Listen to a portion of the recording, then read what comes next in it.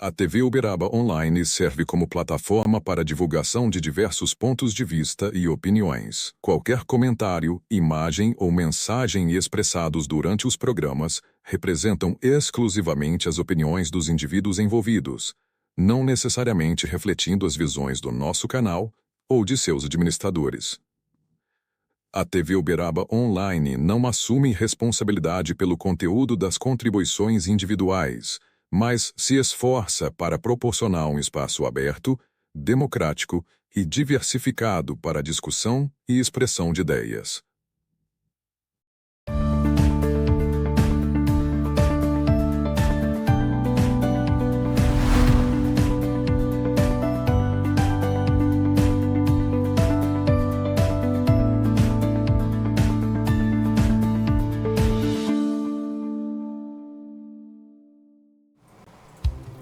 Uberaba, 31 de julho de 2026. Você sintoniza TV Uberaba Online. Está no ar mais um episódio do Não Pode Calar, um programa que é feito por quem tem o que dizer sobre aquilo que não pode ser ignorado. E hoje nós vamos falar sobre cinema. Uberaba como polo produtor de cinema. Você algum dia imaginou isso? Pois é, para conversar sobre cultura, política, história, cinema, estão aqui conosco João Pedro Moachar, cineasta, e o escritor Vicente Araújo Neto. Olha, eu já participei de muita festa na casa do Vicente. O Vicente tem história para contar. Dá muito livro para publicar nessa história, viu, gente? Bom dia, prazer tê-los conosco. Bom dia, Leilane. Bom dia, François. Bom dia, João Pedro. Bom dia, Vicente. Prazer receber vocês aqui. Bom dia para você que nos acompanha pelas redes sociais, no Instagram, no YouTube. Se você tem alguma dúvida, alguma curiosidade, deixa sua pergunta aqui para a gente. Vamos lá, João Pedro. Sua trajetória reúne empreendedorismo, audiovisual e participação na construção das políticas culturais de Uberaba. Em que momento o cinema deixou de ser apenas uma paixão e passou a se tornar também uma profissão e uma missão? Bom dia, François. Bom dia, Leilane. Bom dia a quem nos assiste. Em primeiro lugar, minha trajetória começa ali na fotografia, na adolescência. E durante o ensino médio, a conclusão ali nos estudos, eu vi no cinema uma possibilidade de contar histórias e praticar aquilo que eu já tinha como uma pré-profissão ali, digamos. Então foi bem que encaminhado assim, o caminho na arte, sabe? O João Pedro, gente, ele é documentarista. É uma área que não é fácil produzir, não, em cativar a atenção. Com documentário no Brasil é um desafio, algo que também está relacionado à questão da nossa própria formação educacional. E o João Pedro já tem material produzido. Apesar de tão jovem, ele já ajuda a escrever a história de Uberaba. Você vai acompanhar aí o trailer de um dos trabalhos do João. Maria Boneca.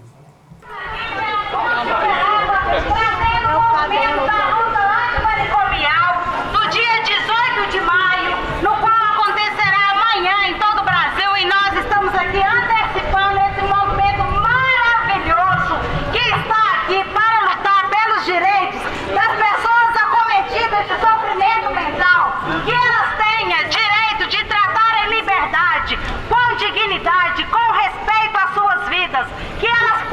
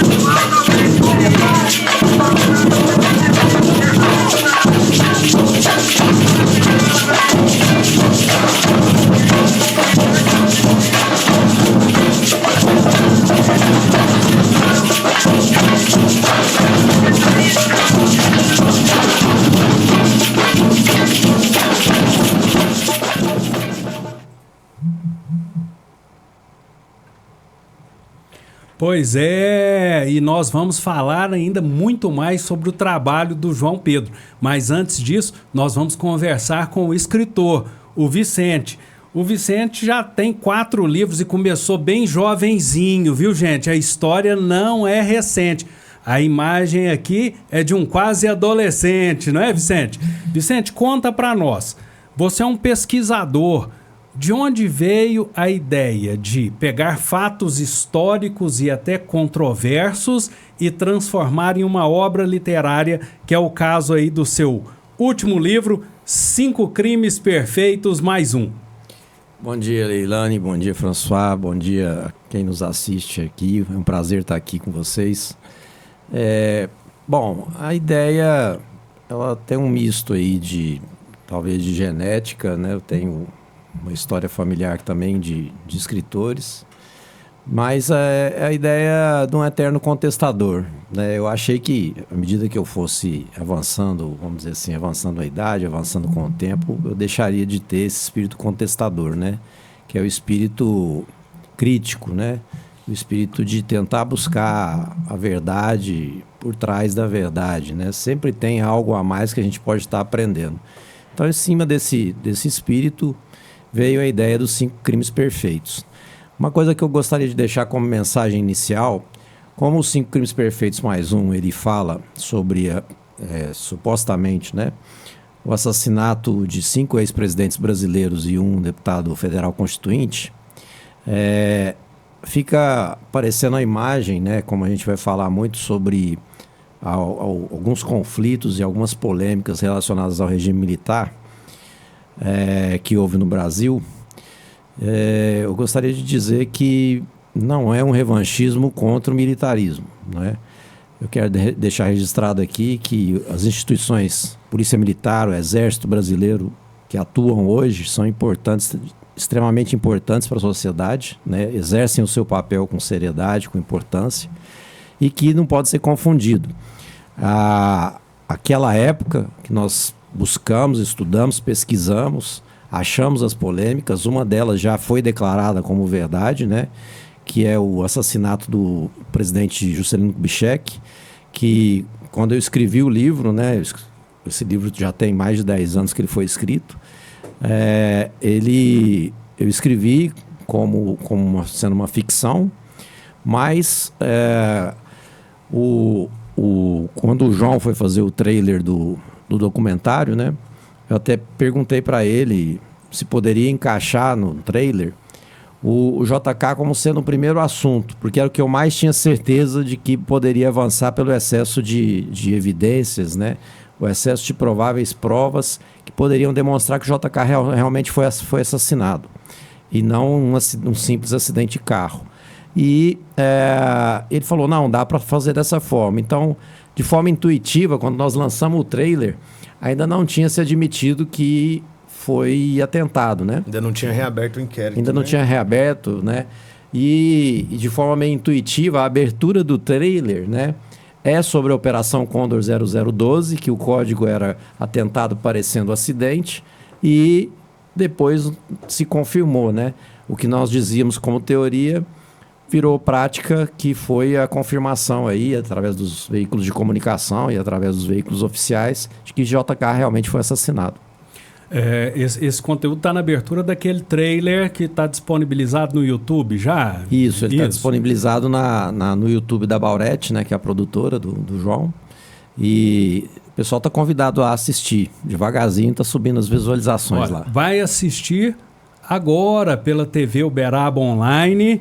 Olha aí, primeira mão, 5 crimes mais um.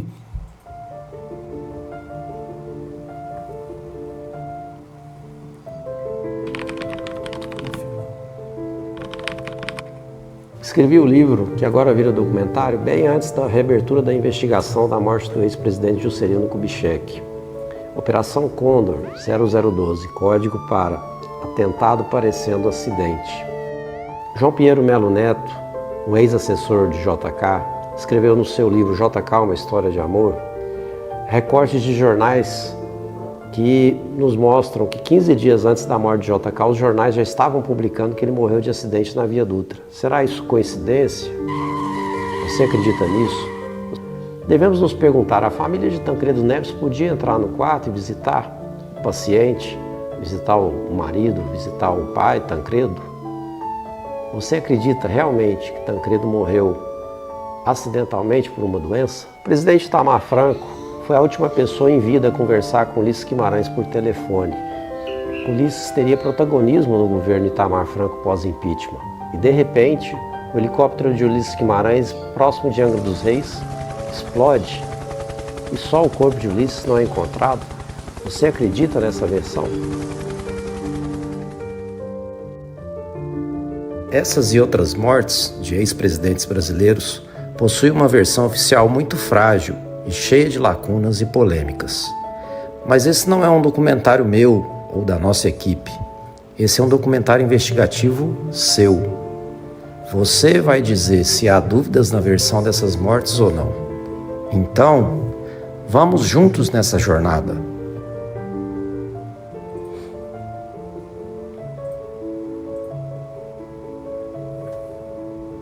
Olha, gente, eu acredito que vai ter coisa nesse documentário para ensinar muito, principalmente para os mais jovens que não passaram por esse período da história onde houve a transição de um regime duro para o regime democrático que nós estamos experimentando hoje. Quando se fala em ditadura, se fala em ditadura justamente porque havia um acordo que as Forças Armadas devolveriam em 12 meses o poder às instituições democráticas e não foi isso que aconteceu. Muito daquilo que nós lemos nos livros de história são contados a partir da perspectiva do vencedor. E o Vicente está aí para desafiar alguns paradigmas, né, Vicente? Exatamente. Você tocou num ponto aí que eu até iria explicar que eu considero realmente a ditadura militar mesmo de 69 a 84, não 64 a 84. Por quê? Porque as escolas, infelizmente, né, não ensinaram que existia uma divisão interna entre os militares, né? Os militares da Sorbonne, também apelidados de militares castelistas, e os militares da linha dura. O Castelo Branco, quando assumiu, e você falou muito bem aí, foi um acordo com o Congresso para que houvesse a formatação das instituições para a internacionalização da economia brasileira através do mandato Castelo Branco, com o apoio do Congresso. Isso está em ata do Congresso, né? O PCdoB até em determinado momento quis acabar com essa ata para dizer que foi golpe, mas não, foi um acordo. E o Castelo Branco, os militares castelistas, né, formados na Sorbonne, na França, eram mais intelectualizados, e o Castelo Branco, ele realmente, através do principal ministro dele, que era o ministro do Planejamento, Roberto Campos, criou essas instituições, criou o Banco Central do Brasil, o Conselho Monetário Nacional, criou o BNDES, o Sistema Nacional da Habitação, diversas outras instituições para a estruturação econômica do Brasil e internacionalização da economia. E o Castelo queria devolver as eleições democráticas. E, de repente, misteriosamente, né, pouco depois dele perder a queda de braço internamente para a linha dura continuou, o regime militar, a ditadura. De repente, misteriosamente, um avião da Força Aérea Brasileira nos céus do Ceará bate no avião do Castelo Branco. Quais as chances disso acontecer? É parecido com a chance da Mega Sena no espaço aéreo brasileiro no final da década de 60. Então, a partir desse acontecimento, eu comecei a me perguntar se o Castelo Branco realmente morreu num acidente de avião ou se ele foi assassinado. E dentro dessas pesquisas, né, no documentário vai estar constando, houve ali, quando você pega toda a perícia em detalhes do avião, praticamente o avião está intacto, o avião não caiu, ele pousou. E as pessoas pousaram, né? Ele estava no avião, estava o Castelo Branco, com a Alba Frota, que era uma reitora de universidade importante, né? O piloto, o filho do piloto, e somente o filho do piloto sobreviveu.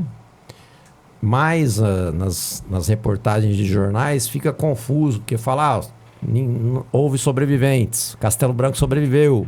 Não, depois Castelo Branco morreu. E quando você olha o avião não tem avaria. O avião pousou. Então, e o Castelo Branco, em tese, dentro do que eu pesquisei, há também uma divergência se ele estava indo ou voltando da fazenda da Raquel de Queiroz, e eu acho que a Raquel de Queiroz, por medo da própria vida, não quis se envolver nisso, é uma opinião minha.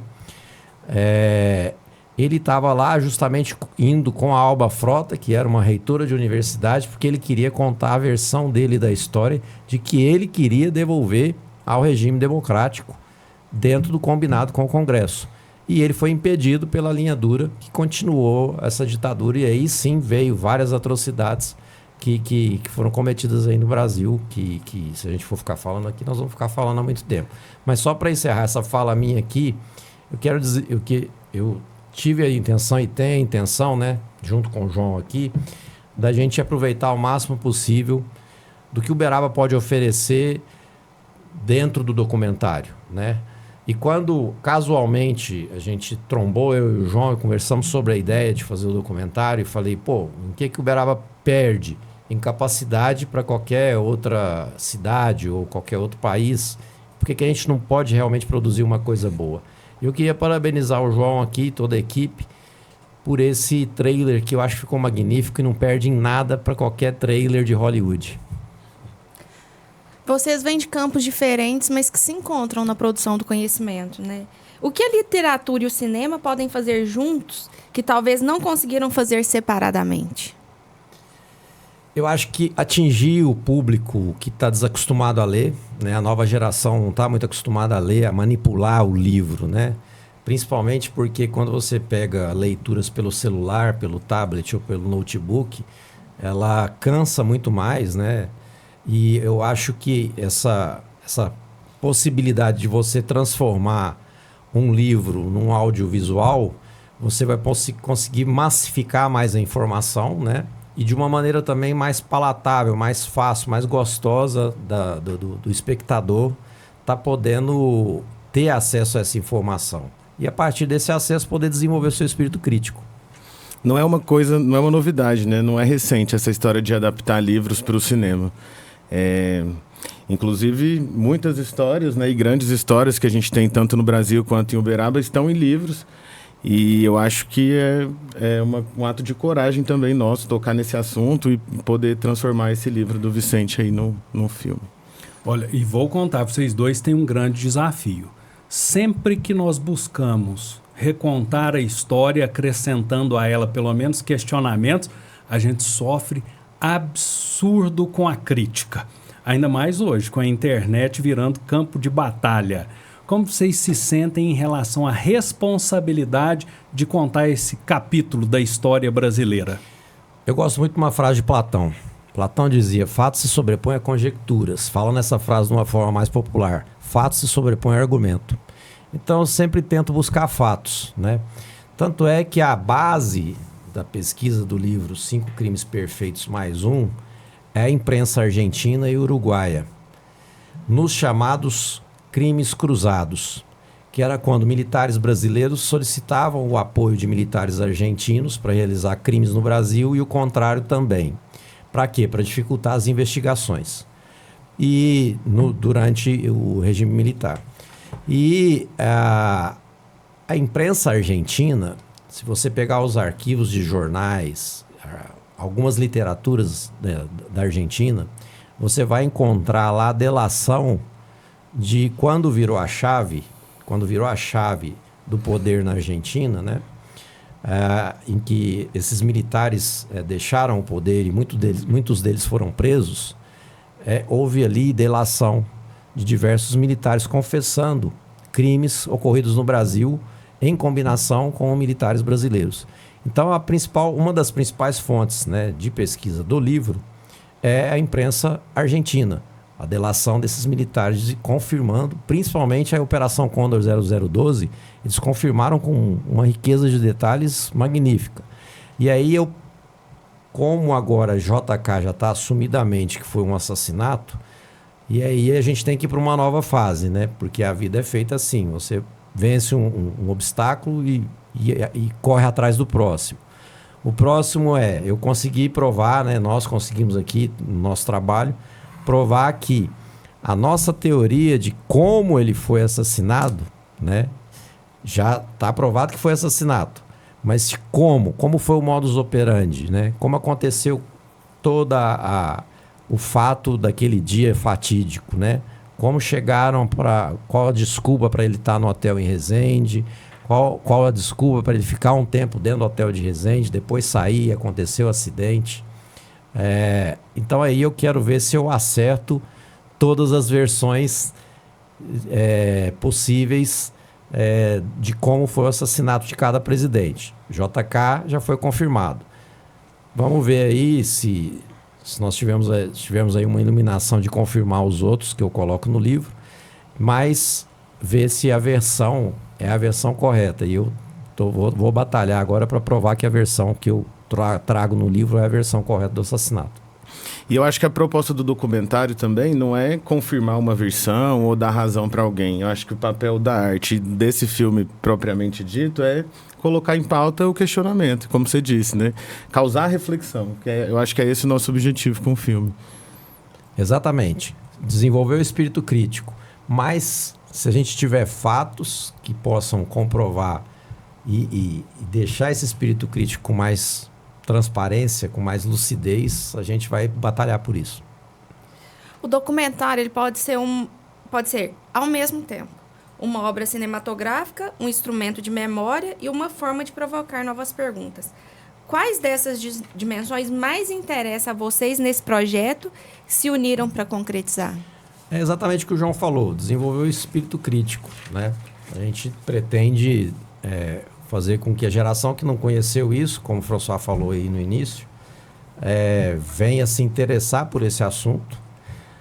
Mas por que interessar no assunto que aconteceu há tanto tempo? Por que se interessar, né, na história brasileira, em saber a fundo? Ora, se você não conhece bem o seu passado, como é que você pode entender o seu presente e projetar melhor o seu futuro?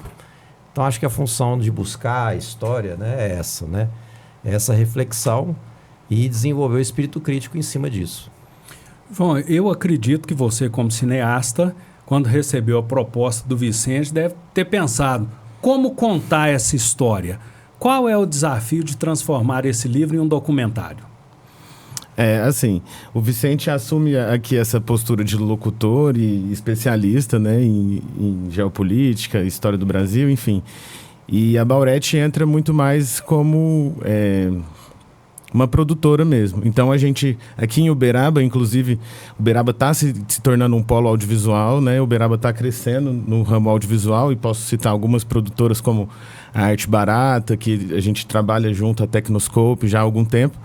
E estão trazendo mais produções para cá. Então, a gente está deixando de gravar em BH, deixando de gravar em São Paulo, no Rio, porque aqui a gente tem todo o acesso, toda a estrutura, toda a capacidade técnica para executar esse trabalho.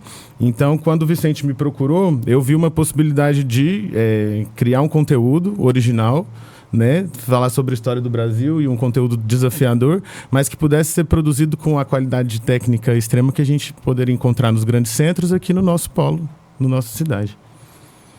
Vicente, o livro ele nos permite a imaginação, né? Na leitura a gente consegue criar da forma que a gente quer. O cinema ele traz a imagem, o som, o documento. E o que ganha quando uma investigação literária passa para a linguagem do audiovisual? Como eu disse, a massificação, né? Você conseguir chegar a mais pessoas, você fazer com que mais pessoas se interessem pelo tema, você ter um debate aberto, né? Eu não sou o dono da verdade, né? Nem estou buscando isso, muito longe disso, pelo contrário. O que a gente busca é o debate, mas o debate sem aquela polarização, o debate sadio, né? Aquele debate onde você vai debater fatos e você vai enriquecer conhecimento, né? Sem tentar dizer A ou B é melhor ou pior, sem criar esse clima de bloqueio onde eu tenho uma ideia, mas eu não aceito ouvir a ideia do outro, né? Então a gente tenho aqui, eu sou incisivo nas convicções que eu tenho, nas pesquisas que eu fiz, mas sempre com o equilíbrio de também ouvir outras ideias para enriquecer, às vezes até para mudar de ideia, né? Só os tolos e os mortos nunca mudam de ideia. Então, eu posso, em uma ou outra situação que eu elenquei, eu posso ou mudar a ideia do fato em si, né? do que eu pesquisei, eu falar, não, de repente, essa outra pesquisa que eu estou descobrindo aqui pode ser melhor até do que eu fiz. Ou realmente foi um acidente, não foi um assassinato. Tudo isso é importante que a gente tenha abertura, né? Essa flexibilidade de respeito à opinião do próximo, né? E é esse equilíbrio de não ser o dono da verdade. Eu acho que essa parte é muito importante. Nós tivemos um empobrecimento significativo nos debates políticos nacionais em virtude, da polarização. As pessoas estão parecendo torcida de futebol. É como se o meu lado fosse sempre melhor que o outro e sempre existisse mentira na versão de ambos. Então, contar uma história deste universo político não é nada fácil, ainda mais num período como que nós estamos agora, que é o período eleitoral. Como que vocês esperam lidar com essa questão para evitar a polarização e convencer as pessoas, falar, olha, história é para ser analisada, perspectivas surgem e a gente pode crescer com elas. João, puxa aí. Eu acho que nós estamos num momento, como você disse, né, de um empobrecimento intelectual no Brasil, em que a opinião, né, deixa de ser, enfim, respeitada. E o nosso objetivo, como eu disse, é causar reflexão, incentivar o pensamento crítico.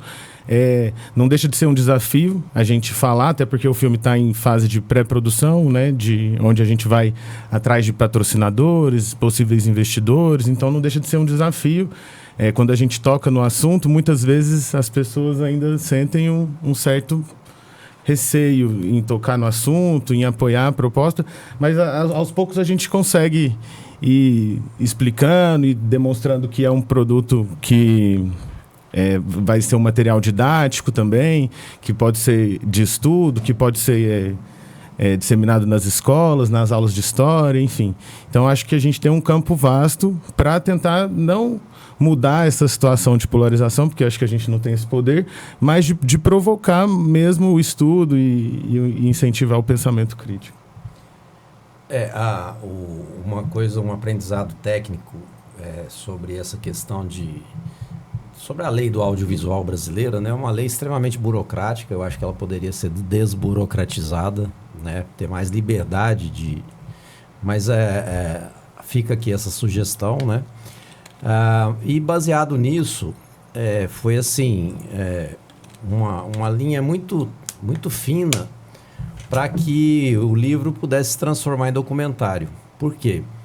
Porque, pela lei brasileira, eu não poderia fazer um audiovisual do meu livro se ele estivesse falando de políticos ainda vivos. É lei.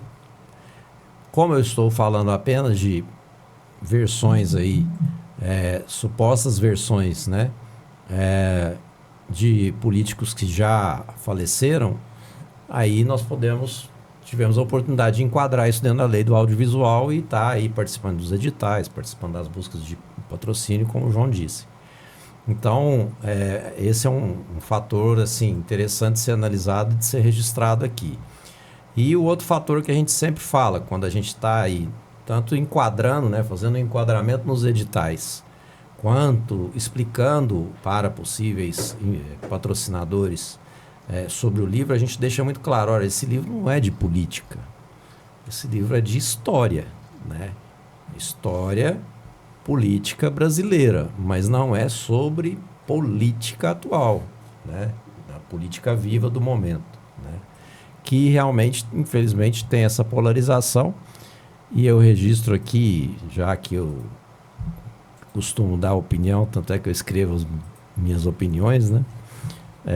Eu registro aqui que todos os dois lados falta muita informação, né? Quando a gente diz aí direita e esquerda, né? A Europa, na década de 40, foi destruída pela direita e pela esquerda. Quem salvou a Europa para ter liberdade foi o liberalismo econômico, que não é nem direita nem esquerda. É uma teoria de economia de mercado. Então, quando a gente fala direita e esquerda, elas estão maculadas. Ou pelo totalitarismo de direita na Europa, década de 40, ou pelo de esquerda. E quem salvou o mundo livre foi o liberalismo econômico, ou seja, a teoria da economia de mercado. O título fala em crime perfeito. O que caracteriza, na sua interpretação, um crime perfeito no contexto das histórias investigadas? É que até o momento, né, até ontem, né, todos eles eram considerados como mortes naturais, né? E isso é crime perfeito, né? A gente tem aquele ditado, não existe crime perfeito, né? Um dia vai ser descoberto. Aí teve um primeiro que foi descoberto agora, né? Que foi o caso do JK. Mas os outros ainda continuam como crime perfeito, teoricamente, com a possibilidade de ser descoberta que foi um crime. Mas até hoje está como morte natural. Então, por isso que eu tive a ideia de colocar 5 crimes perfeitos mais um. O mais um é porque é um deputado constituinte importante, né? Ulisses Guimarães. Que poderia vir a ser candidato a presidente também. Poderia vir a ser candidato a presidente e seria um nome de destaque fortíssimo no governo pós-impeachment de Itamar Franco, né? E tanto é que o último telefonema em vida que o Ulisses recebeu foi do presidente Itamar Franco na época. E com certeza o Ulisses seria ministro no governo Itamar Franco. Exclusivo, tá? Esse dado é exclusivo. Esse dado é exclusivo. Tô dando spoiler aqui. Spoiler. Mas é bom, atiça a curiosidade do ouvinte, hein? E quando você pega a explosão, e uma das nossas metas aqui, a gente não vai citar nomes, mas uma das nossas metas é ter no nosso documentário um perito importante que fala desse assunto, né? Mas a explosão do helicóptero do Ulisses, ela foi tão grande que os pescadores da região, quase todos eles daquela região de Angra dos Reis ali, eles têm como souvenir dentro de casa pedaços do helicóptero guardado. Porque a explosão foi muito grande, espalhou muitos estilhaços do material do helicóptero e eles foram encontrando e foram guardando como uma espécie de souvenir para poder contar a história que pegou um pedaço do avião do Ulisses Guimarães, que explodiu e só não acharam o corpo do Ulisses. Essa história do Ulisses Guimarães realmente rendeu. Na época era criança, bem pequenininho, barbacena, mas a gente conhece a polêmica há anos. Olha, a Rita Aparecida Marques está aqui elogiando pelo programa e também está brava com a demora dos ônibus em Uberaba. Então, transporte público é um problema sério, viu, gente? Realmente, sempre há que se aperfeiçoar. E a reclamação, o pessoal tem que ter em mente que é natural. Quem espera não quer esperar muito tempo. E antes da gente prosseguir aqui com o nosso papo sobre literatura, cinema, história, política, vamos conhecer os apoiadores do Não Pode Calar.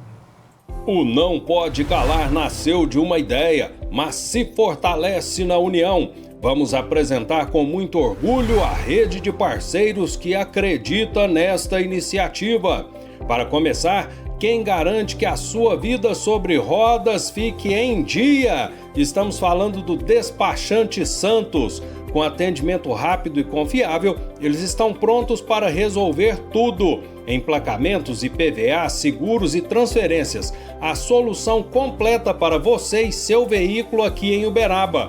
34-99692-7229. Por falar em movimento, a Fé também marca presença no esporte. Anote aí, dia 22 de agosto, às 17 horas, no Parque das Barrigudas, segunda corrida São Carlos Acutis, com percursos de 3 km de caminhada e 5 km de corrida, uma realização do setor Juventude da Arquidiocese de Uberaba. Inscrições em breve. Para repor as energias, nada melhor do que comida de verdade feita com muito amor. A Dedo Verde Cozinha Artesanal da chefe Bel Pontes traz receitas caseiras com ingredientes frescos. São caldos, massas, galinhada, torresmo, bolos e doces de panela. É o sabor que acolhe e a qualidade que encanta. Encomendas pelo WhatsApp 996901001. A cultura regional ganha destaque com os lançamentos da literatura infanto-juvenil da FS Ramos Edições, uma empresa com DNA 100% uberabense. O Último Verão no Pocinho da Alegria, A Fúria do Tritão e A Maldição do Capelobo são obras que valorizam a história da nossa cidade. Conheça esse universo que já está disponível para compra na Amazon, Wiclap e Clube de Autores. Falando em cultura, não pode faltar música e alegria. Nas manhãs de sábado tem Sabadou, na rádio ISFM 104,9. Um programa leve e descontraído que é apresentado pela irreverente Renata Quirino. Sintonize e compartilhe esse momento que promete muita felicidade para o seu dia. Cada um desses parceiros faz parte da corrente do bem do Não Pode Calar.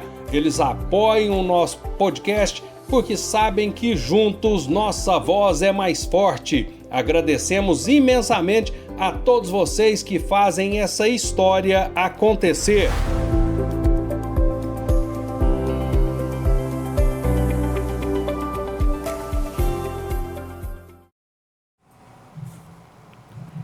Bom, para você que nos acompanha, o documentário é norteado pelo livro 5 Crimes Perfeitos mais um. Vicente, conta para nós. Para quem ainda não conhece o livro, que pergunta central está na origem de 5 Crimes Perfeitos mais um? Como eu disse, até ontem, né, vários assassinatos aí, vários assassinatos, né? Os 5 crimes perfeitos, a gente tem aquele ditado, né? Crime perfeito não existe. Mas até o momento, todas essas questões polêmicas estão sidas consideradas oficialmente como acidentes ou mortes naturais, né? E a primeira já caiu, que foi a questão do Juscelino Kubitschek. Então a ideia do nome 5 crimes perfeitos mais um foi nesse sentido, de que aproveitar esse ditado não existe crime perfeito, acreditando que um dia iria vir à tona, né? Como está vindo agora, o primeiro já, espero que venha outros mais à tona, que a gente possa debater sobre isso, né? E também tem uma chamada na capa do livro que é verdade que parece ficção ou ficção que parece verdade. Porque é meio que inacreditável, assim, se a gente for ficar refletindo muito sobre isso, você fica assim, pô, mas todos esses foram acidentes, né?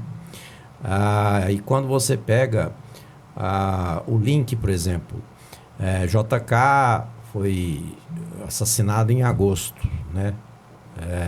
E depois veio em novembro João Goulart, também morreu, de forma, né, teoricamente aí também estranha. Isso também vai ser contemplado na discussão do documentário, né? Não vou ficar dando todos os spoilers aqui, né? Mas, então, só esse curto período de tempo, né? E o JK, por exemplo, teve, como eu disse aí no trailer, né? 15 dias antes já começou a sair na imprensa que o JK tinha morrido de acidente na Via Dutra. É coincidência esse tipo de coisa, não é? Essas reflexões são importantes.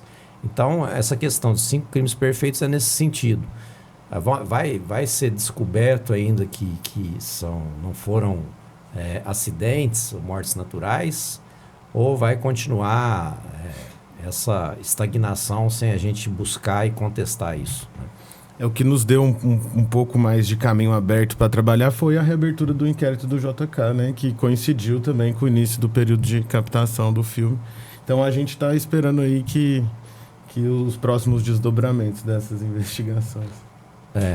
Pois é, verdade. Verdade não é uma coisa fácil realmente de ser encontrada. Eu acabei de tomar uma bronca aqui de uma das nossas espectadoras que eu não estou mexendo com o braço esquerdo. Meu braço esquerdo realmente não está se movimentando, porque eu sofri um acidente de moto, quebrei o ombro em 3 lugares, coloquei placa e 8 parafusos. Então, estou naquela fase de dor extrema que a gente disfarça com o sorriso para dar conta. Tá? Por isso que o braço está para baixo aqui, querida espectadora. E o Vicente tem a proposta aí de contar a verdade.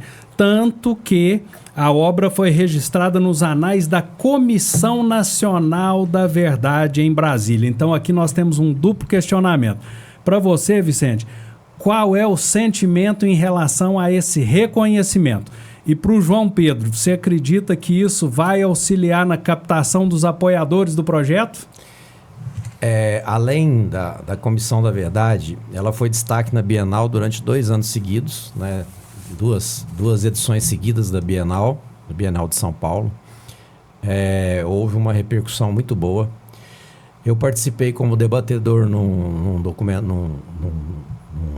debate promovido pela Globoplay, na Cinemateca.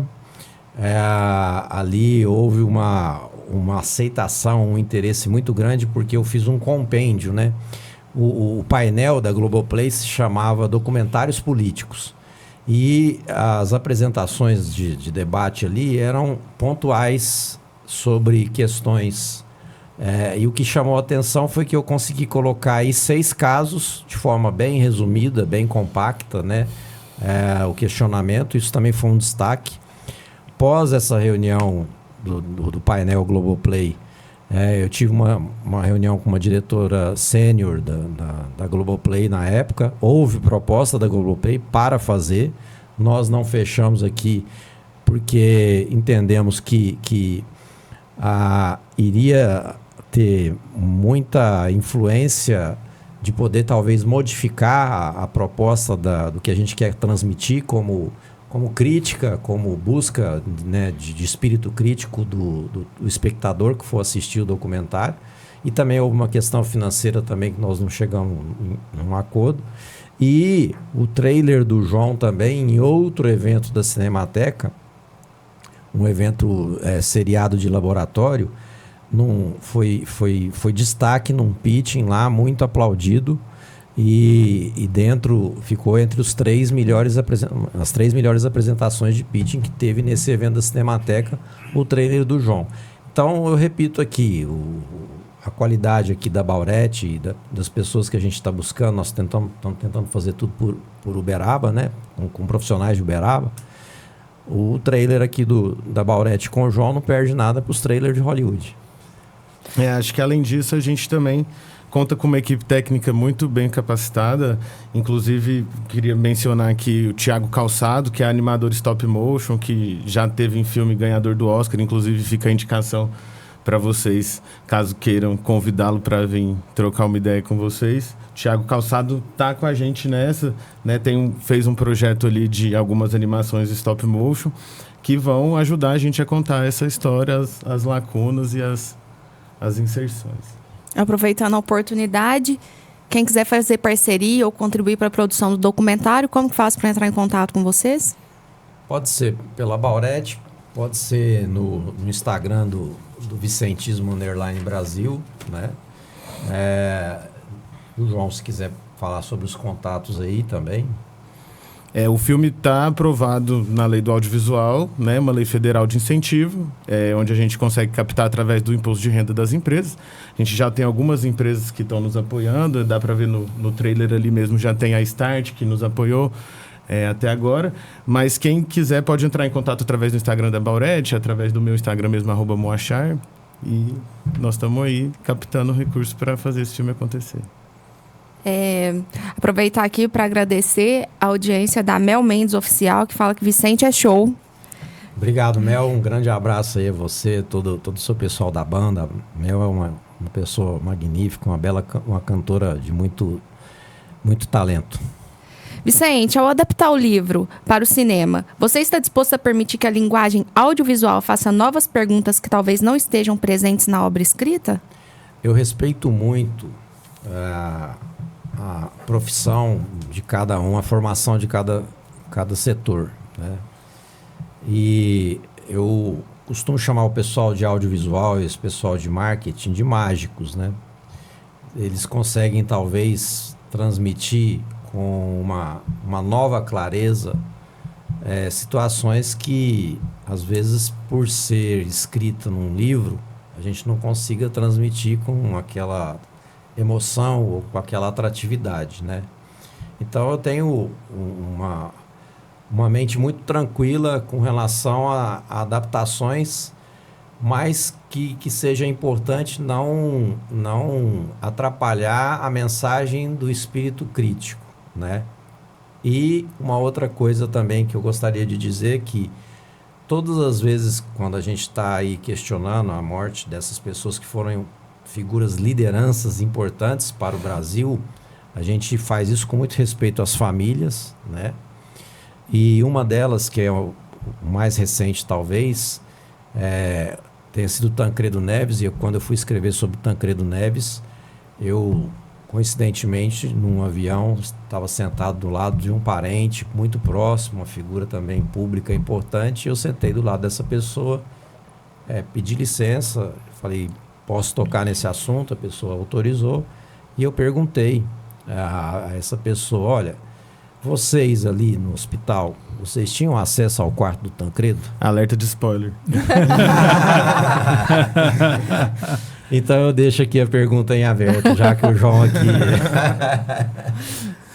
mandem as perguntas aí, que é pra ele contar o spoiler pra nós, tá? Pode deixar aqui no chat. Como o Vicente disse, né, o livro foi escrito há 10 anos.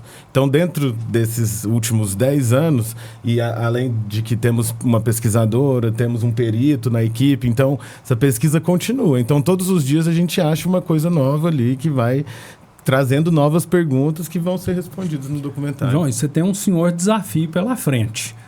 Como conciliar a construção de uma narrativa cinematográfica interessante e, ao mesmo tempo, atender aí o pedido do Vicente de manter fidelidade à pesquisa histórica que foi desenvolvida? Eu acho que o nosso pilar principal talvez seja a dúvida, né? A gente, de certa forma, contesta versões, e no livro o Vicente apresenta novas versões e como eu disse, provavelmente a gente vai encontrar novos desafios. Então vai caber também ao Vicente, que é um dos roteiristas da nossa equipe, e os diretores da equipe mesmo, que nós vamos decidir qual versão vai ser contada, né? No documentário a gente tem essa liberdade, onde eu posso também valorizar uma opinião, mas sem deixar de trabalhar com a dúvida, entendeu? E como lidar cinematograficamente com a ausência de imagens ou registros de determinados acontecimentos? A ausência de imagem também pode ser uma forma de contar uma história? Claro, com certeza. E assim como eu disse, né, a gente tem o apoio aí do Thiago Calçado, que é um animador stop motion, que vai também... Não digo infantilizar a história, mas tornar mais acessível para o público mais jovem, que talvez seja o nosso grande desafio, formar novos leitores e formar novos entusiastas da história do Brasil, né? Então a gente tem essa estratégia narrativa do stop motion junto com o Thiago. Um abraço aí pro nosso querido Thiago Calçado aí, que ganhou o Oscar com o Pinóquio, filme que está na Netflix aí do Guilherme Del Toro.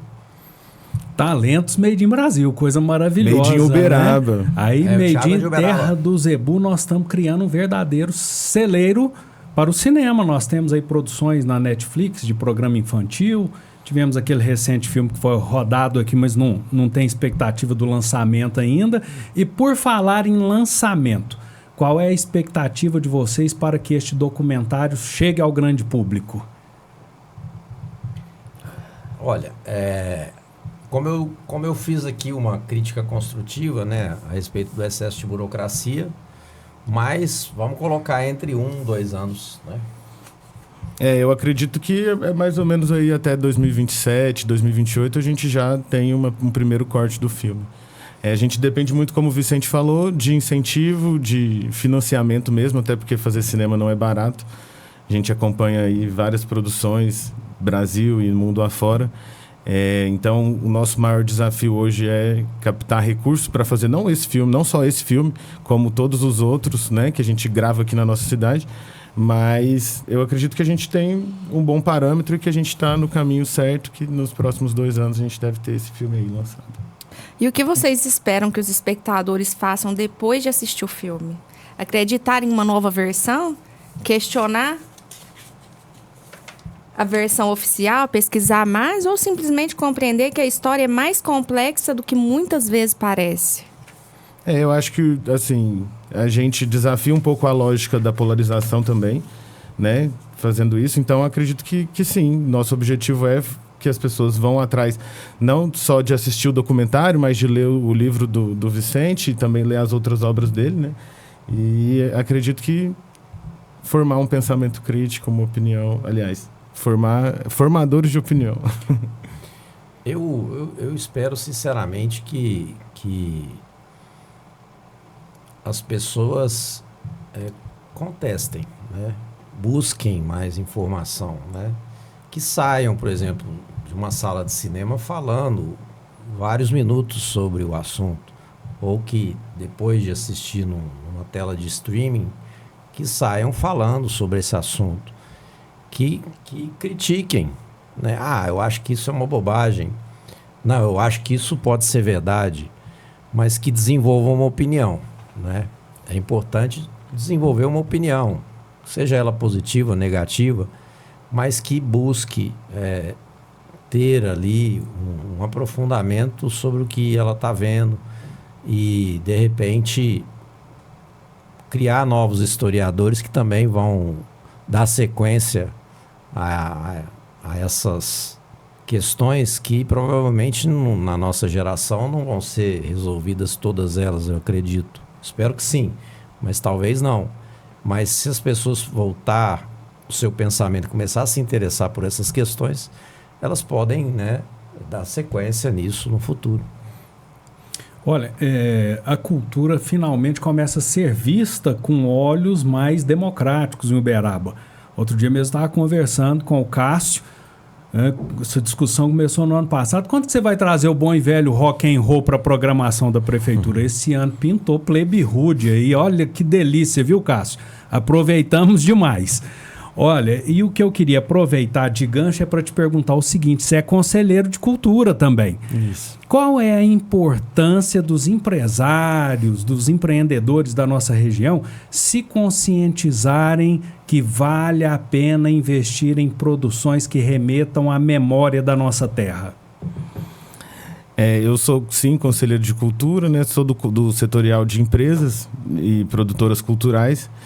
E a gente está sempre batendo nessa tecla, François, que patrocinar projetos culturais, não só do audiovisual, né? Eu escrevo projetos de dança, projetos de teatro, projetos de música, e que colocar a sua marca, né?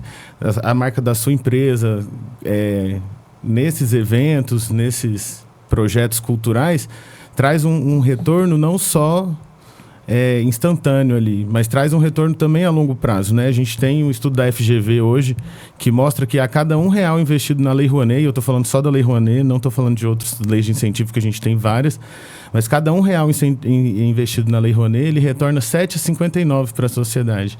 Ou seja, a gente está reinserindo um dinheiro na economia e fazendo esse dinheiro girar e circular através de artistas. Então, eu acredito que a gente tem que formular debates, tem que propor escutas públicas, como foi o caso que a gente teve recentemente sobre o Geoparque, lá na Câmara dos Vereadores. Eu pude estar presente lá, junto com a vereadora Ellen e os demais que estavam presentes.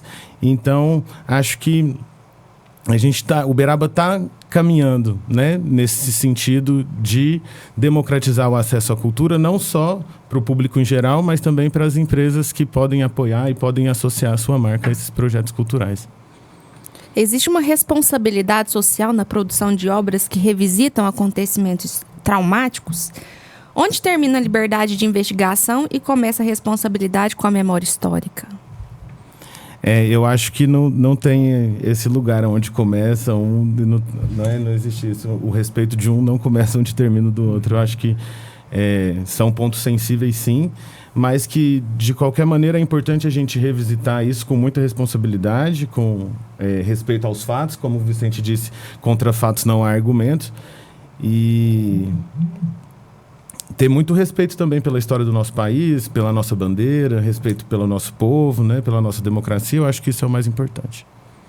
E tem uma questão aí que a gente precisa estar continuamente batendo na tecla. Você recordou na pergunta anterior, que é o Geoparque. O Geoparque pode ser um centro de catalisação de recursos para Uberaba.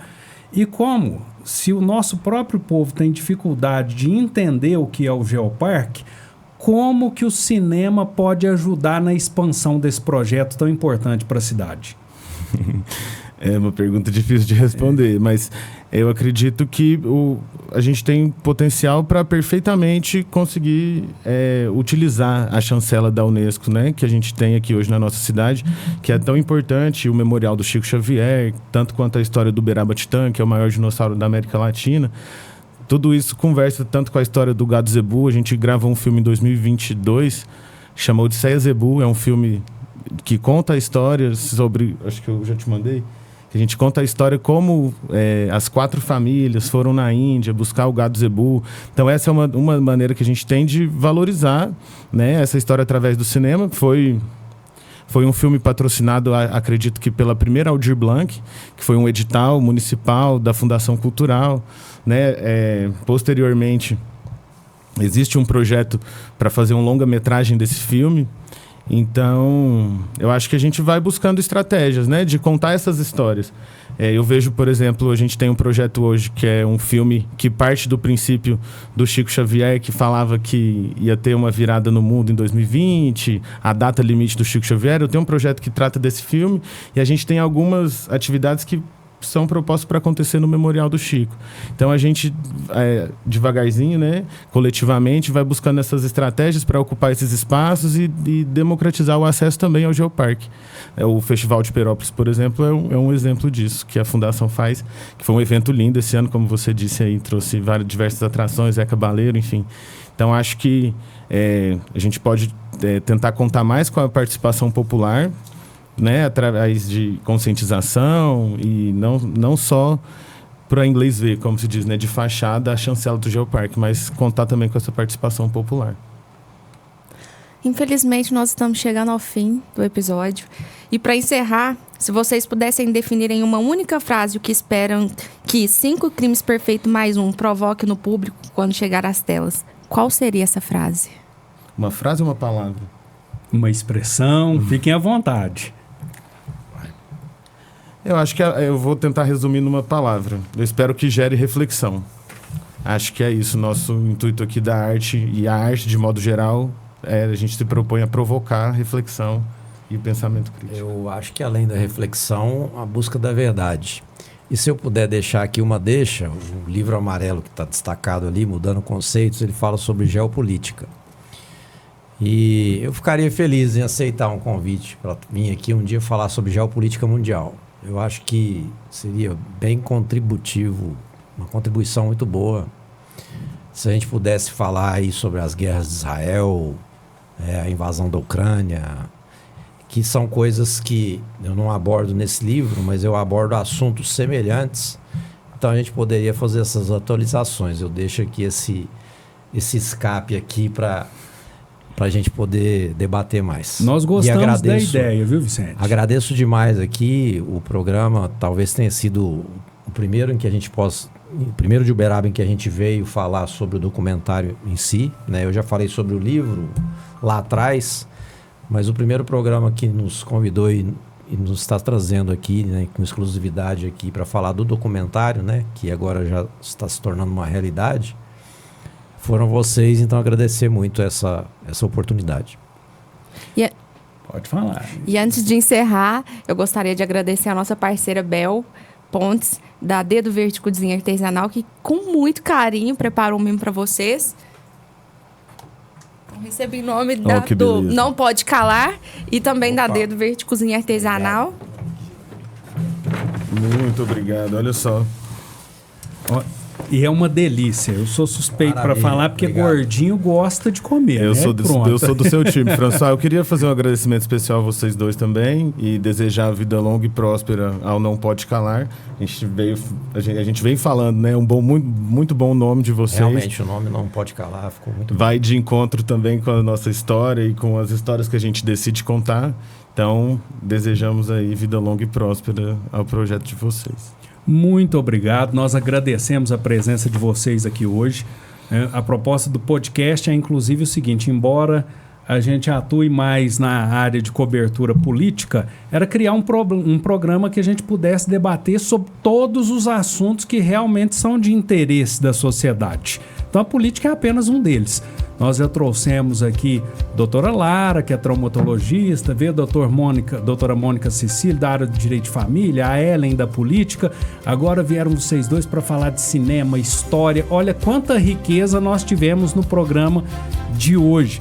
Eu tenho certeza que quem assistiu do começo ao fim ajudou, primeiro, a combater a eterna síndrome de vira-lata que nós temos aqui na cidade. Uberaba é gigante. E pode ser muito maior se gente como vocês acreditarem na cidade e alavancarem esse desenvolvimento. Segundo, que nós tivemos uma verdadeira aula de história e de política aqui pelas experiências do Vicente.